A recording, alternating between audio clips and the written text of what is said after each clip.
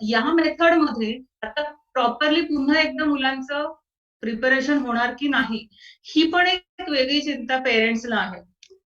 त्यामुळे आपण जे आज पाहणार आहोत त्याच्यामध्ये how online education can be the boon, किंवा ऑनलाईन एज्युकेशन हे बेस्ट कसं असू शकतं तुमच्या प्रॉपर सक्सेससाठी, याच्याबद्दल आपण डिस्कस करू.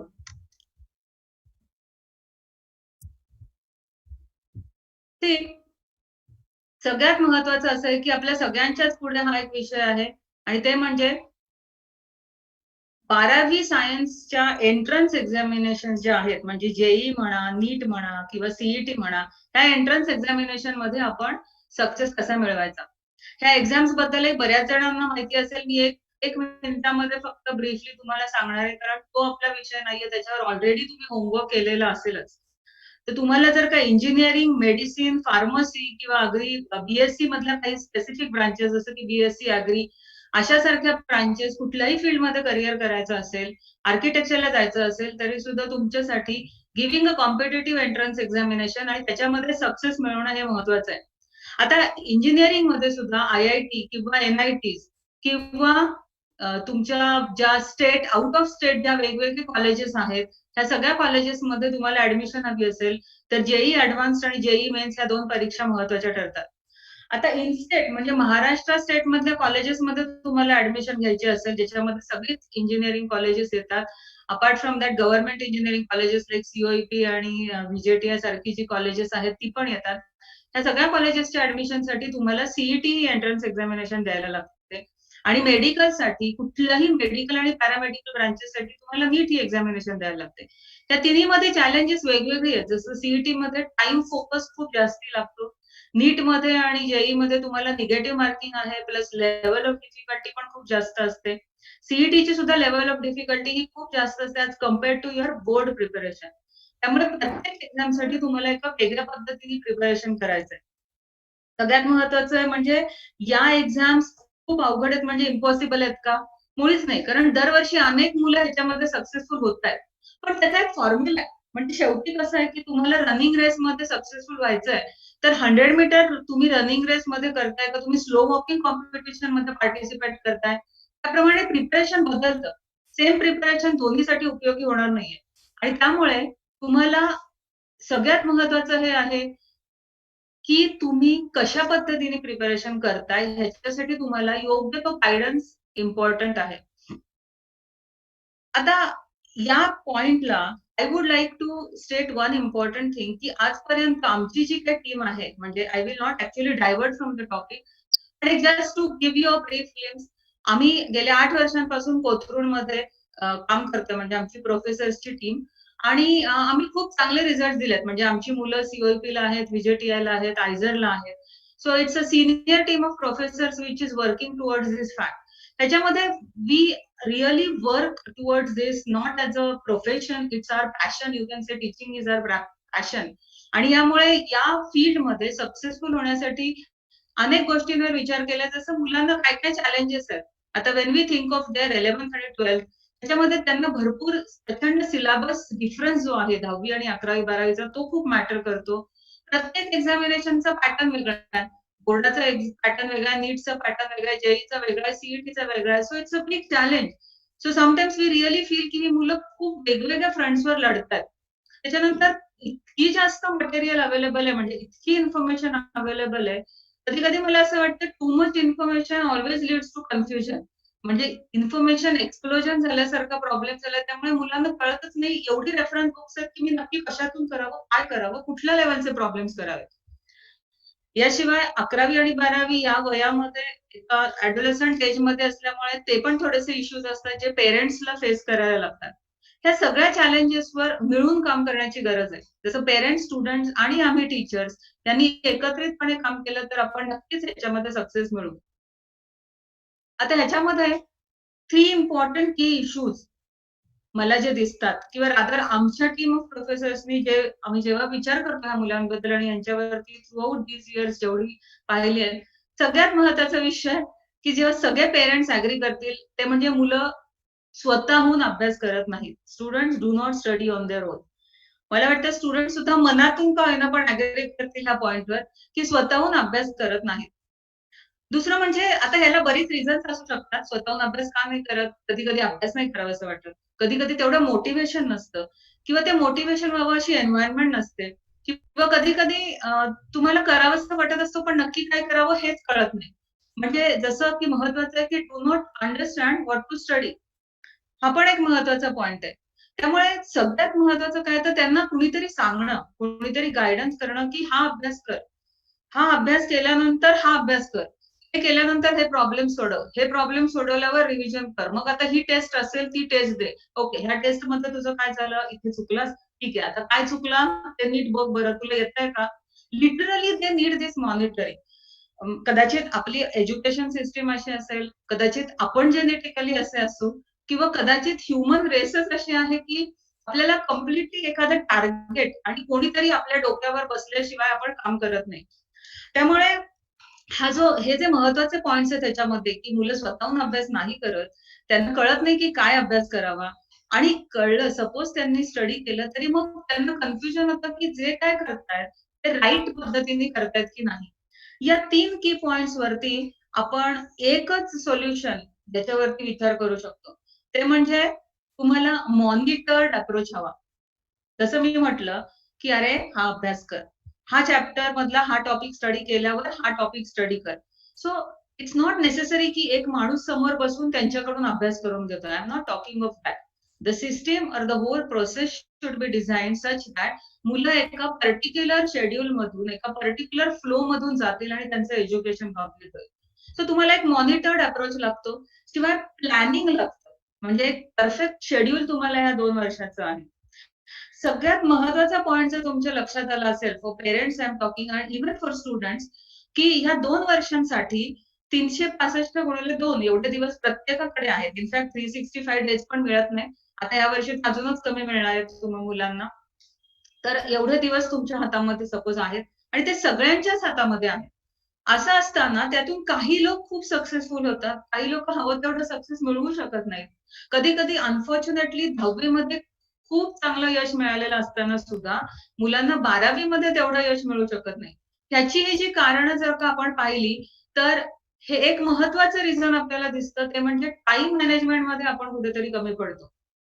म्हणजे असं की या 2 वर्षातच तुम्ही योग्य पद्धतीने तुमचा टाईम जर का मॅनेज केला, प्रॉपर प्लॅनिंग केलं, कधी कुठला अभ्यास करायला पाहिजे, काय शेड्यूलनी अभ्यास करायला पाहिजे, कधी तुमचा कंप्लीट व्हायला हवा, हे महत्वाचं आहे. सो त्यामुळे तुम्हाला अतिशय प्लॅन आणि शेड्यूल केलेला प्रोग्राम द्यायला हवा. आता या एजच्या मुलांकडून वी कांट एक्सपेक्ट की त्यांनी स्वतःचं शेड्यूल बनवावं, ते स्वतःचं शेड्यूल फॉलो करावं. त्यानंतर ते शेड्यूल नीट फॉलो झालं नाही, तर त्याच्यावरती इंट्रोस्पेक्ट करून नवीन शेड्यूल बनवावं. कारण त्यांना तेवढं इक्विप आपण नाही केलेलं अनफॉर्च्युनेटली 10वी पर्यंत आणि नंतर तशीही ती मुलं लहान आहेत अजून 11वी मध्ये. सो त्यांना in fact lot of competition is already there. We are surely not going to spoon feed them. पण आपण त्यांना हे शिकवणार आहोत पण मार्गदर्शन करत. म्हणून आपण त्यांना एक प्लॅन्ड प्रोग्राम जर का दिला, की या पद्धतीने तुमचं शेड्यूल असेल वर्षभर, ह्या अशा पद्धतीने तुमचे सेशन्स असतील, तर नक्कीच ते त्या पद्धतीने करू शकतात.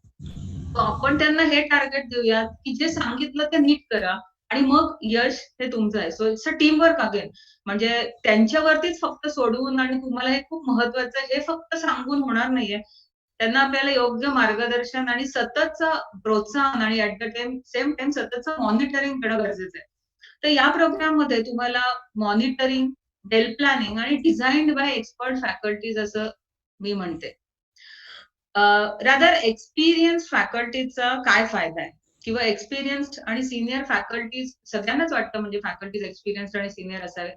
याचा अर्थ जे एन्थुसियास्टिक आणि हे फॅकल्टीज आहेत किंवा कुठल्याही फील्डमधले लोक आहेत त्यांच्याबद्दल obviously that's also a very good addition or you can say benefit for the organization. But at the same time experience counts आणि एज्युकेशनमध्ये तो थोडा अजून काउंट होतो. कदाचित मी आता म्हणेन, की या ऑनलाईन एज्युकेशनमध्ये तो थोडा अजून मॅटर करतो. याचं कारण तुमच्या सगळ्यांच्याच मनामध्ये थोडंसं कुठेतरी पेरेंट्सच्याही मनामध्ये आता करंटली अल्सो तुम्ही जरीही बरेच लोक ऑनलाईन ट्रेनिंग कुठे ना कुठे घेतायत किंवा they are experiencing all these modes.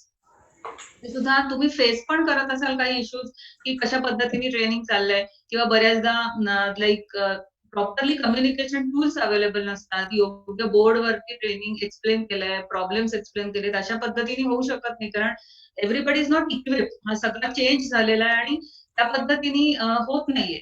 तर त्यामुळे सुद्धा काही फ्लॉज येतायत. सो एव्हरीबडी इज एक्सपिरियन्सिंग की ऑनलाईन कसं आहे. तर ऑनलाईनचाच विचार केला तर मग तिथे एक्सपिरियन्स फॅकल्टीचा मॅटर कुठे करतो.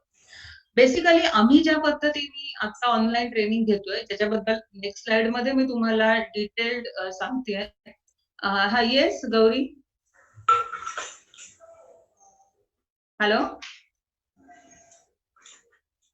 It looks Gauri has got some question.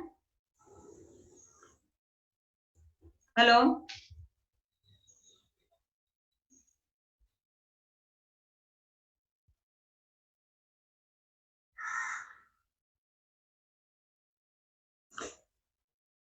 Somebody had raised hand, so I thought you want to ask something.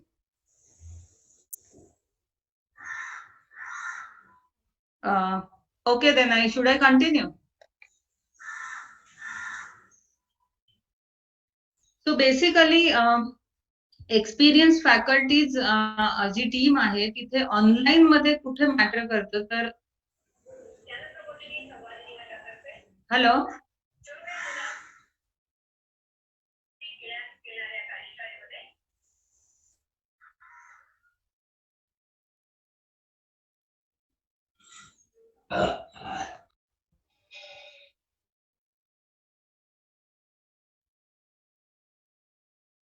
Okay.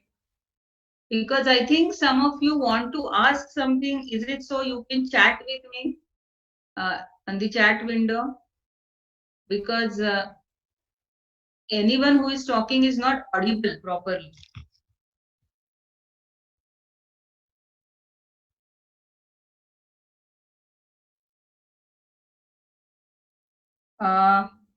म्हणजे हे होतोय का? हा राईट. हा जे कोणीतरी बोलतंय पण I cannot actually get it clearly. त्यामुळे चॅट विंडो मध्ये जर का बोललं तर बरं होईल. किंवा आपण असं करूयात, आपलं डिस्कशन झाल्यानंतर एक 10-15 मिनिटाचा आपण क्यूए सेशन ठेवूयात. ज्याच्यामध्ये आपण ओपन क्वेश्चन तुमचे जे काही असतील ते डिस्कस करूयात. असं चालेल मला वाटतं. So will continue. आणि लेट मी टेल यू की माझ्या बरोबर आता जे सर बोलले ते प्रोफेसर एन.एस. कुलकर्णी हे सुद्धा माझ्याच टीम मध्ये आहेत. आणि ही विल ऑल्सो बी म्हणजे he is already join but he will also be talking with you on some points.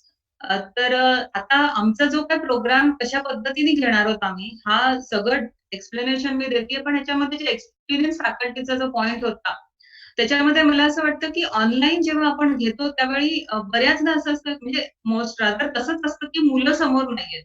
त्याच्यामुळे बऱ्याचदा असं होतं की फॅकल्टीला हे कळू शकत नाही. कारण शेवटी आपण आपली बॉडी लँग्वेज खूप मॅटर करते whenever we are talking educating someone, की त्या मुलाच्या डोळ्यामधून, त्याच्या एक्सप्रेशन्स वरून, त्याच्या बॉडी लँग्वेज मधून सुद्धा टीचरला कळतं की whether that student is understanding or not. आता हाच मुद्दा बऱ्याचदा एक हिंड्रन्स आहे किंवा एक म्हणजे प्रॉब्लेम आहे असं बऱ्याच जणांना वाटतं ऑनलाईन एज्युकेशनमध्ये. याच्यामध्ये असं आहे की जेव्हा एक्सपिरियन्स फॅकल्टी आहे त्याचा फायदा असा आहे की फॅकल्टीला इतक्या वर्षांच्या अनुभवाने नक्की माहितीये की कुठले कुठले पॉइंट्स हे मुलांना अडचणीचे वाटतात किंवा एखाद्या पर्टिक्युलर टॉपिक सपोज फिजिक्सचा एखादा टॉपिक आपण शिकवतोय आणि त्याच्यामध्ये मुलांना काय काय क्वेरी येऊ शकतात. सो ही जी गोष्ट आहे ती फॅकल्टीजला जास्त चांगल्या पद्धतीने माहीत असल्यामुळे ते प्रिएम्प्ट करणार आहेत की तुम्हाला काय क्वेरीज असतील आणि त्यामुळे त्यांचं explanation would be in more details की ज्या पद्धतीने मुलांना क्वेरीज येऊ शकतात ते सगळे पॉइंट त्यांच्या एक्सप्लेनेशन मध्ये ते कव्हर करतात. आमच्या ट्रेनिंग प्रोग्राम मधले जर व्हिडिओज तुम्ही पाहिले तर तुम्हाला नक्कीच त्याचा अनुभव येईल. म्हणजे मी तुम्हाला सांगणारच आहे आमच्या डेमो प्रोग्राम बद्दल. पण मुलं जेव्हा हा प्रोग्राम करतील तेव्हा पेरेंट्सने सुद्धा एखादा व्हिडिओ आवर्जून पाहावा असं मी म्हणेन.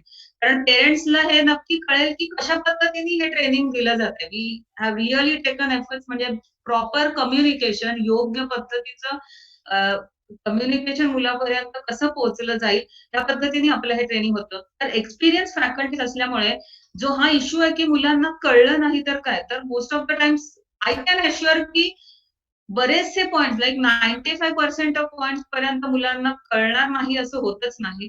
आणि जे काही त्यांचे क्वेरीज असतील त्याच्यासाठी आपण अनेक मीन्स आहेत, जसे की लाईव्ह डाउट सॉल्व्हिंग सेशन्स आहेत. WhatsApp ग्रुपमधून हे कम्युनिकेशन केलं जातं. वन टू वन चॅटिंग मधून त्यांना एक्सप्लेनेशन दिलं जातं. त्या सगळ्याच मेथोडॉलॉजीजनी आपण त्यांची क्वेरीज सॉल्व्ह करू शकतो.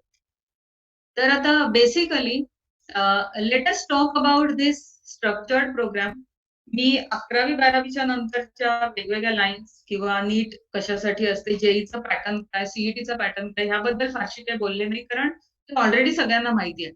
आणि त्याच्याबद्दल काही डिस्कशन्स असतील तर नंतर नक्कीच एखादा वेगळा काउन्सिलिंग सेशन करायला लागेल. इनफॅक्ट आमच्या 11वी-12वीच्या मुलांसाठी हे सेशन्स हे अधूनमधून होतच असतात. अपार्ट फ्रॉम दॅट अगदी इंजिनिअरिंगमध्ये सुद्धा कोणती कॉलेजेस आहेत, कुठल्या साइट्स आहेत, ह्याबद्दलचे सेशन्स आपण घेत असतो. आजचा माझा मेन टॉपिक हा आहे की ऑनलाईन एज्युकेशन हे कसं सक्सेसफुल तुम्हाला होण्यासाठी फायदेशीर ठरेल. आता ह्या आमच्या स्ट्रक्चर्ड जो प्रोग्राम आहे, जो ट्रेनिंग प्रोग्राम आम्ही घेतो 11वी-12वी त्याच्यामध्ये लाईव्ह व्हिडिओ सेशन्स आहेत. 11वी-12वीच्या चेंज सिलेबसचे सगळे टॉपिक्स त्याच्यामध्ये कव्हर आहेत. व्हिडिओ सेशन्स मध्ये लाईव्ह आणि recorded, let me again add it to that, live आणि रेकॉर्डेड व्हिडिओज ह्या दोन्ही गोष्टी याच्यामध्ये असणार आहेत. सगळं सिलेबस मध्ये आपल्याला सीबीएसई आणि एचएससी दोन्ही येतात. इनफॅक्ट एचएससी आणि सीबीएसईचा सिलेबस मध्ये तसा काही फरक नाहीये, कारण सगळे टॉपिक्स हिअर अँड देअर, म्हणजे काही 11वीला सीबीएसईला असतील तर ते 12वीला एचएससीला असतील. तर ह्या सगळं सिलेबस आपण याच्यामध्ये कव्हर करतो. त्याच्यानंतर प्लस सिलेबस डेल्टा, हे जे मी इथे लिहिलंय याचा अर्थ सीईटी आणि नीट साठी जे एक्स्ट्रा सिलेबस आहे, म्हणजे बोर्डाचा सिलेबस सोडून lot of extra points are there. फॉर्म्युले असतात, नवीन पॉइंट्स आहेत, कॉन्सेप्ट आहेत, ज्या मुलांना शिकवायला लागतात एमसीक्यू सोडवण्यासाठी. तर हे त्याच्यासाठी ऍडिशनल, आणि त्याच्यासाठी ऍडिशनल लाईक सीईटी स्पेशल 2, नीट स्पेशल 1, अशा पद्धतीने त्या टॉपिकवर आपण सेशन्स देतो. म्हणजे इट बिकम्स व्हेरी क्लिअर की आपण नक्की हा पॅटर्न कशाच पद्धतीने जातोय. कधी कधी कसं होतं की कन्फ्युजन पण व्हायला नको की मी बोर्डासाठी कशावर फोकस देऊ आणि मी सीईटी साठी हे सगळं मला ऍडिशनल तर करायचंय. पण आता बोर्डाची परीक्षा जवळ आली आहे, स्पेशली जानेवारी महिना आहे, मुलं बोर्डाच्या साठी अभ्यास करतायत आणि त्यावेळी त्यांना पुन्हा एकदा रिव्हिजन करायचे. So they have completely separate set of videos जे फक्त बोर्डासाठी आहेत, आणि ते सगळे ऑफकोर्स सीईटी साठी लागणार आहेत. पण apart from that CET 1, CET 2, CET 3 हे 3 व्हिडिओज त्या चॅप्टरसाठी त्यांना स्टडी करायचे. If the training material is divided in such a beautiful way, believe me it's really going to be useful for them for any exam. तर ह्या पद्धतीने आपण आपले व्हिडिओज हे डिझाईन केलेले आहेत.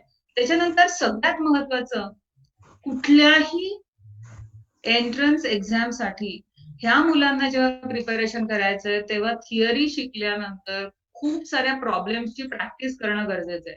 जेवढी प्रॅक्टिस ते जास्त करणार आहेत, तेवढा त्यांचा सक्सेस याच्यामध्ये जास्त येणार आहे.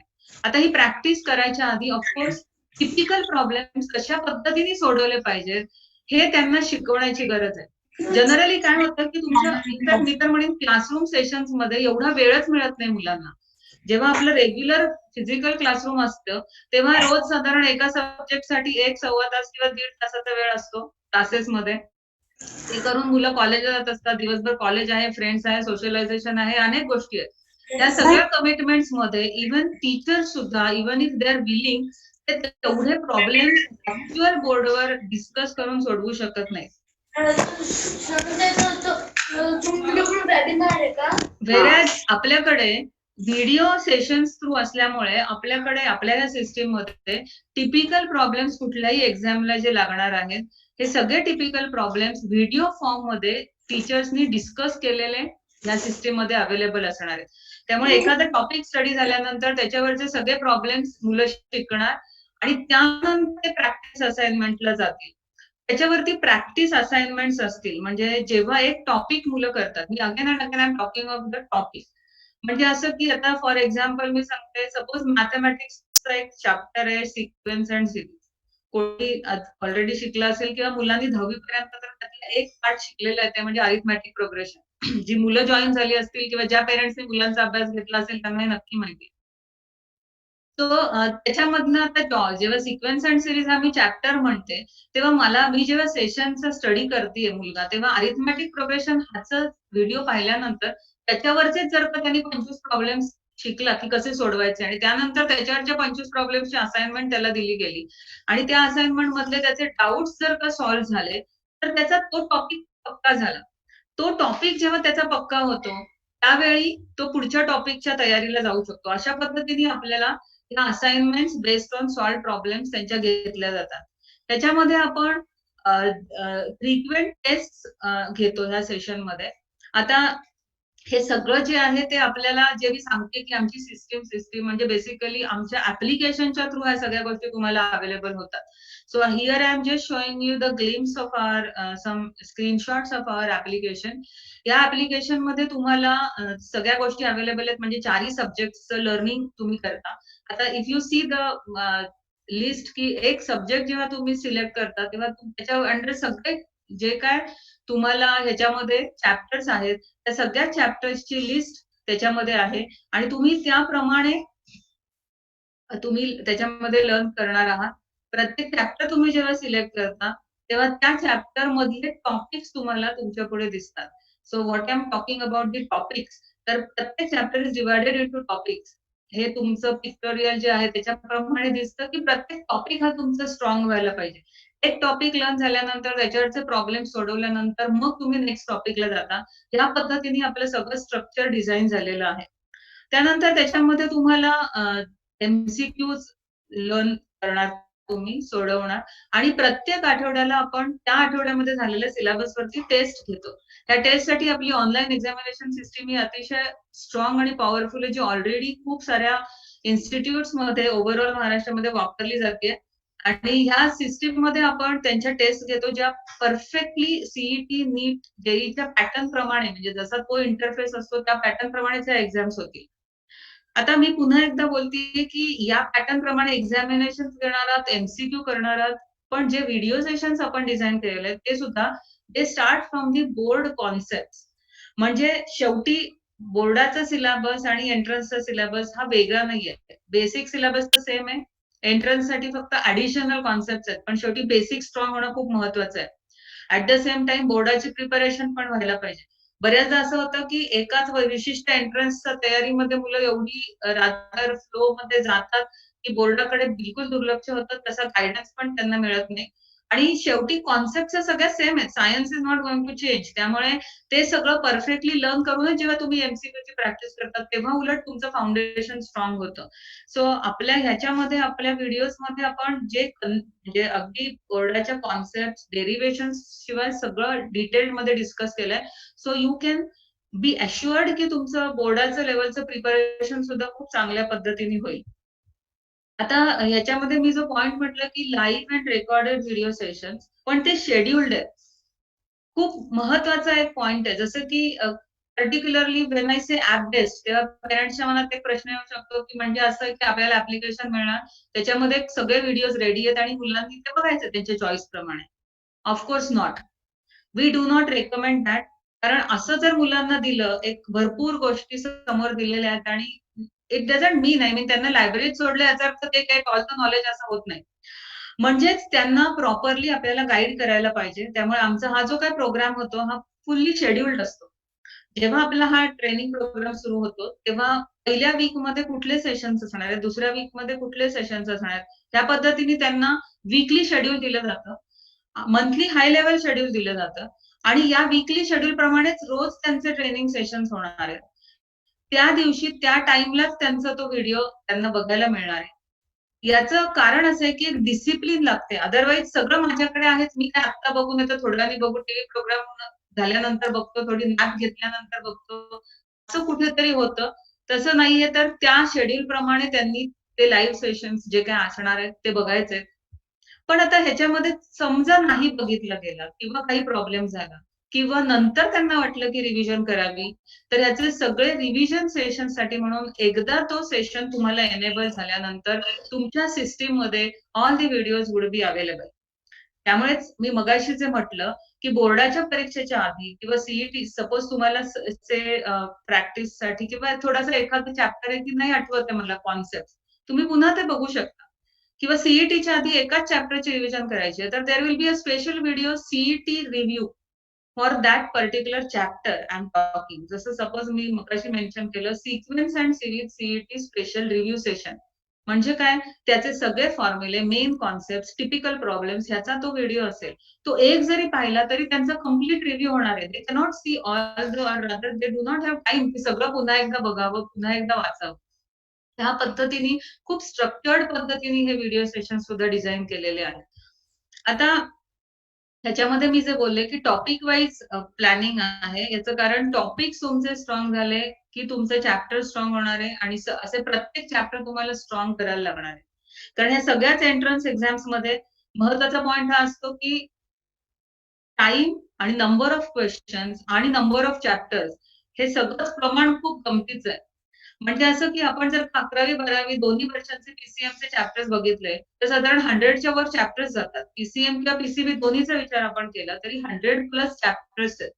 बरं या सगळ्या एक्झाम्समध्ये तुम्ही जर पाहिलं तर सीईटी मध्ये काय असतं, 50 मार्क्सचे मॅथ्सचे प्रॉब्लेम्स असतात. 50 प्रॉब्लेम्स मॅथ्सचे असतात. ते 100 मार्क्सचे असतात. त्यानंतर 50 प्रॉब्लेम्स फिजिक्सचे असतात. 50 केमिस्ट्रीचे असतात.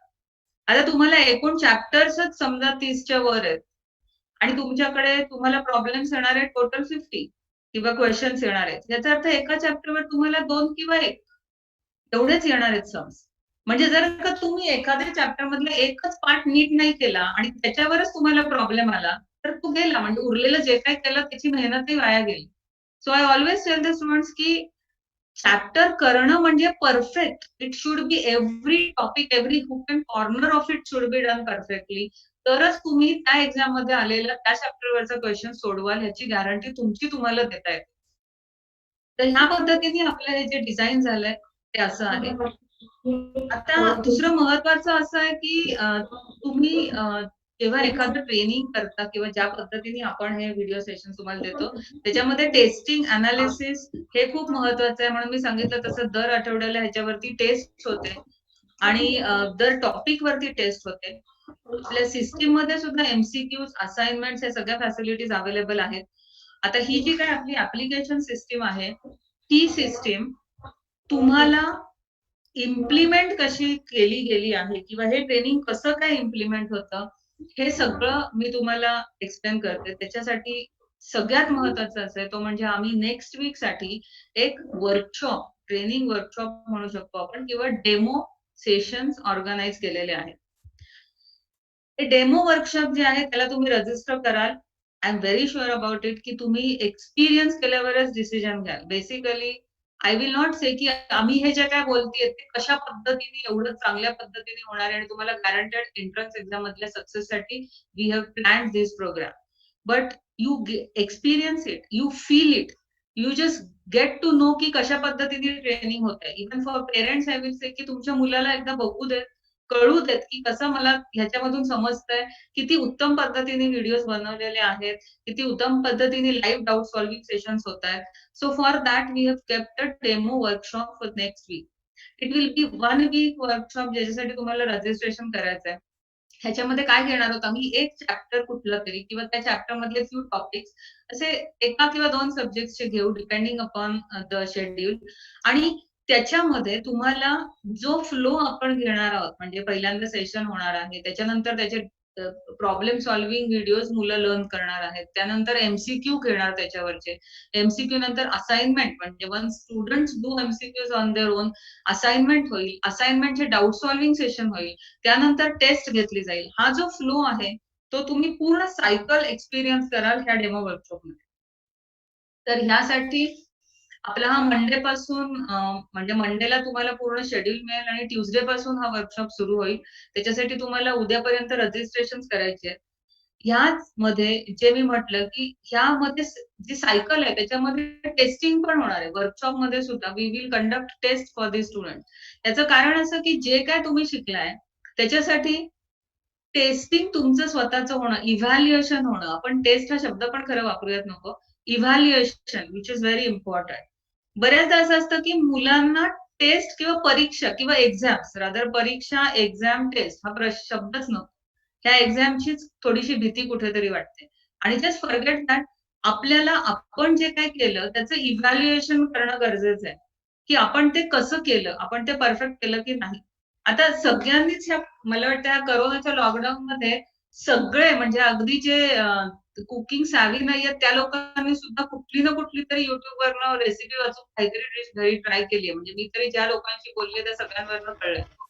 तर मला तेच म्हणायचं तुम्ही एखादी गोष्ट जेव्हा लर्न करता, somebody explains you something, unless and until you try it, you do it, you cannot understand की त्याच्यामध्ये काय फ्लॉज आहेत किंवा तुम्ही कुठे तुम्हाला इम्प्रूव्ह केलं पाहिजे. अगदी सिंपल गोष्ट आहे ती. म्हणूनच इव्हॅल्युएशन महत्वाचं आहे. एक चॅप्टर मुलांनी शिकल्यानंतर त्याच्यावर जेव्हा तू इव्हॅल्युएशन करण्यासाठी एक टेस्ट देतो, तेव्हा कळतं काय? See here nobody rather should be in you know watching की त्याला बाबा 30 पैकी 20च मार्क मिळाले का 15च मार्क मिळाले. नाहीतर पेरेंट्स काय, टीचर्स काय, आपला सगळ्यांचा अप्रोच हा हवाय, की ठीक आहे तुला 30 पैकी 15 मिळाले ना, व्हेरी गुड. पण हे 15 उरलेले कुठे गेले? ते 15 प्रॉब्लेम्स आपण पुन्हा डिस्कस करूया. ते स्टडी करूया. याचं कारण त्या 15 प्रॉब्लेम्सपैकी एखादा प्रॉब्लेम जर पुढच्या टेस्टमध्ये आला, तर तो तुझा चुकला नाही पाहिजे. ते जे आहे ते एनालिसिस आहे. मी नेहमी मुलांना सांगते, की सी नीट हे सगळ्याची तयारी करणाऱ्या मुलांना मुलांना आणि पेरेंट्सना सुद्धा बऱ्याचदा असं वाटतं, की खूप पेपर सोडवले म्हणजे परफॉर्मन्स वाढेल. इट डझंट मॅटर ॲक्चुअली तुम्ही 100 पेपर जरी सोडवले, पण त्याचं जर प्रॉपर एनालिसिस केलं नाही, तरी परफॉर्मन्स हा तेवढाच्या तेवढाच राहतो. त्याचं कारण असं तुम्ही नुसतं पेपर सोडवत असता एखाद्या मशीन ह्याच्यासारखं, पण त्याचं प्रॉपर एनालिसिस करत नाही. तर मग जे तुमचं ज्याला आपण एक तुमचे पॉइंट्स, वीक पॉइंट्स म्हणू शकतो आपण किंवा ब्लॅक स्पॉट्स असं म्हणजे तुमच्या अंडरस्टँडिंगमधले, तुमच्या नॉलेजमधले जे ब्लॅक स्पॉट्स आहेत, जे हिडन डाउट्स आहेत, हे कुठे सॉल्व्हच होत नाहीत. त्यामुळे परफॉर्मन्स कसा वाढणार?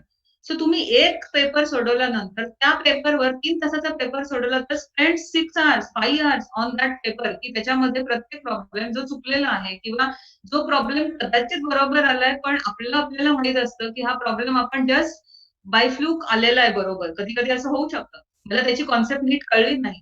So work on that solution. Study it again. ज्या कॉन्सेप्ट्स आपल्याला आठवत नाहीयेत ते फॉर्म्युले, ते कॉन्सेप्ट्स पुन्हा लर्न करा आणि त्यानंतर तुम्ही त्याच्या नेक्स्ट पेपरला जा. नक्की तुमचा परफॉर्मन्स 5% 10% नी वाढेल. तर हे जे आहे हे रिगरस आम्ही ह्या प्रोग्राममध्ये घेतो. म्हणजे प्रत्येक वेळी टेस्ट होईल.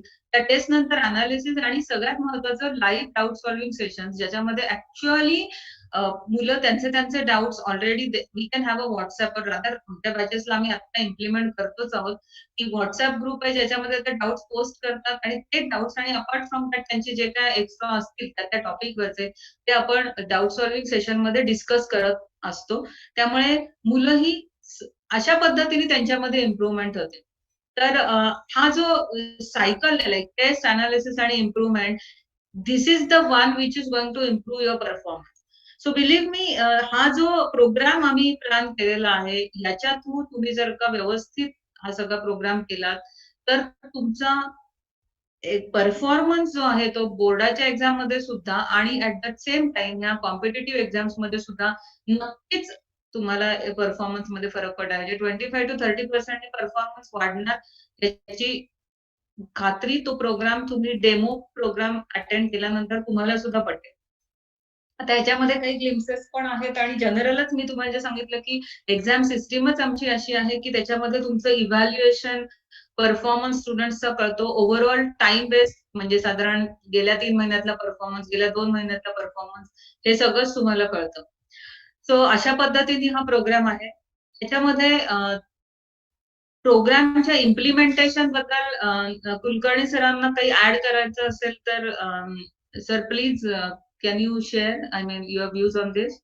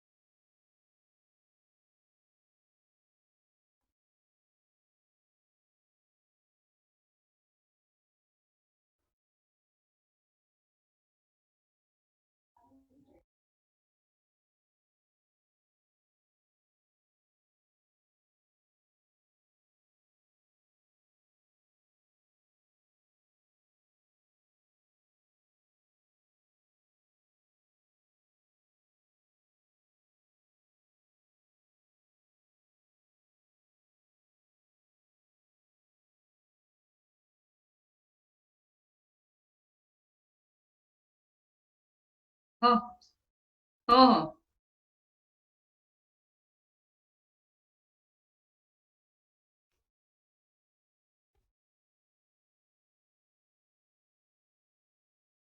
हां, म्हणजे तुमचे कुणाचे डाउट्स असतील, कसं इम्प्लिमेंटेशन काय, तर तुम्ही ऑब्व्हियसली आता डिस्कस करा किंवा तुम्ही पर्सनली हे 2 नंबर्स दिलेत त्याच्यावरती कॉल करून तुम्ही चर्चा करू शकता. सगळ्यात महत्त्वाचं आय वुल्ड सजेस्ट की तुम्ही डेमो कारण हा फ्री आहे. तुम्हाला त्याच्यासाठी कुठलेही चार्जेस नाहीयेत. तुम्हाला त्याच्यासाठी कुठलंही म्हणजे बेसिकली रादर वी रिकमेंड की तुम्ही एक्सपिरियन्स करा आणि मग डिसिजन घ्या. हा डेमो वर्कशॉप जो आहे म्हणजे नेक्स्ट वीकचा हा ट्रेनिंग प्रोग्राम झाल्यानंतर जे त्याच्यामध्ये जॉइन केलेले असणार आहे, त्या सगळ्यांसाठी पुन्हा एक आपली मीटिंग होईल. It will be just a general meeting. त्याच्यामध्ये आपण डिस्कशन करू आणि देन वी कॅन डिसाईड की how to go ahead with it. So we recommend or rather we strongly recommend की तुम्ही हा ट्रेनिंग प्रोग्राम अटेंड करावा. त्यातून तुम्हाला ॲक्चुअल हे कसं होतंय, कशा पद्धतीने व्हिडिओज आहेत, ज्या पद्धतीने आमचे रेकॉर्डेड व्हिडिओज आहेत. See we have done rather a special म्हणजे स्टुडिओ सेटअपमध्ये आपण हे सगळे घेतो. त्यामुळे त्याच्याबद्दल प्रॉपर लाइटिंग, मुलांना व्हिजिबिलिटी त्याची खूप चांगली असावी, ह्या पद्धतीने बोर्डवरती ट्रेनिंग दिलं जातं. काही पी-पी-टी फॉर्ममध्ये असतात. कारण बऱ्याचदा कसं असतं, की मुलांना असं बोर्डवरती प्रोफेसरनी वन स्टेप आफ्टर अनदर नीट एक्सप्लेन केलं, की त्याची क्लॅरिटी जास्त येते. सो या पद्धतीने सगळे आहेत डिझाइन केलेले.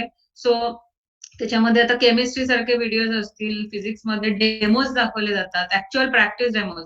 कधी-कधी क्लासरूम सेशनमध्ये ह्या गोष्टी होत नाहीत, कारण समहाऊ मुलं समोर असतात. सो समटाईम्स असं वाटत नाही, पण बऱ्याचदा जेव्हा आपण अशा ऑनलाईनमध्ये आहे, आपण डिस्टंट कम्युनिकेशन करतोय. We really have to work on this की कम्युनिकेशन बेस्ट पॉसिबल लेव्हलला कसं नेता येईल. सो आमचे केमिस्ट्रीमध्ये सुद्धा काही मॉडेल्स वापरून मुलांना एक्सप्लेन केलं जातं. सो त्यामुळे क्लॅरिटी जास्त येते. मुलांना समजतं जास्त चांगल्या पद्धतीने. So I would strongly recommend तुम्ही रजिस्टर करा. हे जे 2 नंबर्स दिलेले आहेत किंवा जो WhatsAppचा ग्रुप आता बनवलेला आहे, त्याच्यावर तुमचं नाव आणि हे शेअर केलंत रजिस्ट्रेशन, तर आम्ही तुमच्याशी कनेक्शन करू आणि वी विल टेल यू की what is the next process for registration आणि ट्रेनिंग शेड्यूल जे काय असेल ते आपलं कसं असेल, टायमिंग काय असेल आणि कशा पद्धतीने काय-काय होईल ह्याचं शेड्यूल आपण डिस्कस करू. अपार्ट फ्रॉम धिस तुम्हाला काही आता क्वेरीज असतील, you want to discuss anything, तुम्ही चॅटवर किंवा डायरेक्टली बोलून विचारू शकता.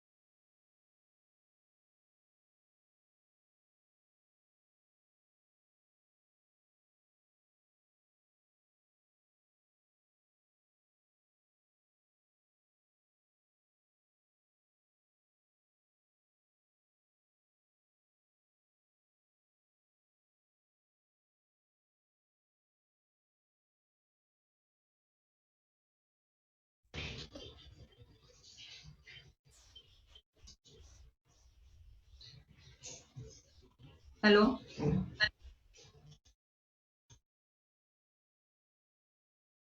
हॅलो. हां, येस.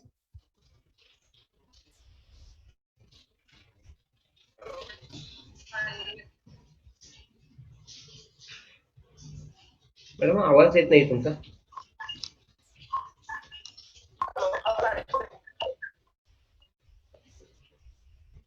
तुमचा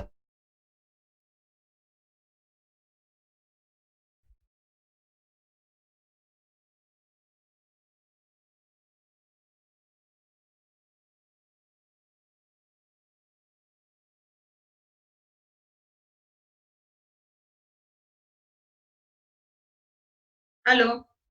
ऍक्च्युली कोणाचा तरी थोडासा आवाज येतोय पण नीट येत नाहीये. जर तुम्ही चॅट वर टाकलं तरी कळेल मग ऍटलीस्ट तुमचं काय क्वेरी आहे so that we can address it.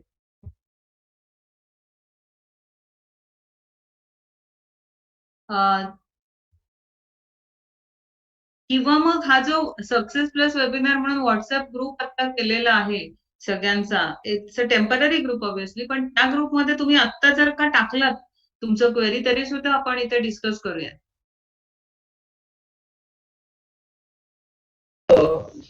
Webinar नंतर तुम्ही ऑनलाईन म्हणजे फिजिकल वेबिनार नंतर काय?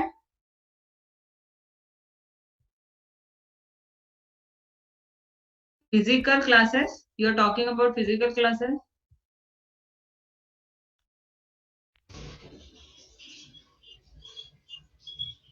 If anybody has a query, you can call on my personal.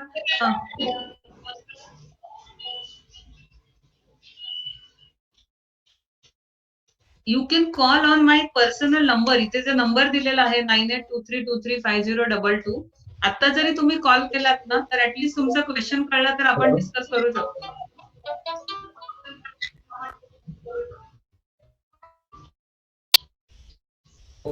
Okay. I am not able to listen to anyone, पण कदाचित question असं पण असू शकेल की आत्ता ऑनलाईन आहे आणि नंतर फिजिकल क्लासेस होणार आहेत, तर असा क्वेश्चन असेल तर लेट मी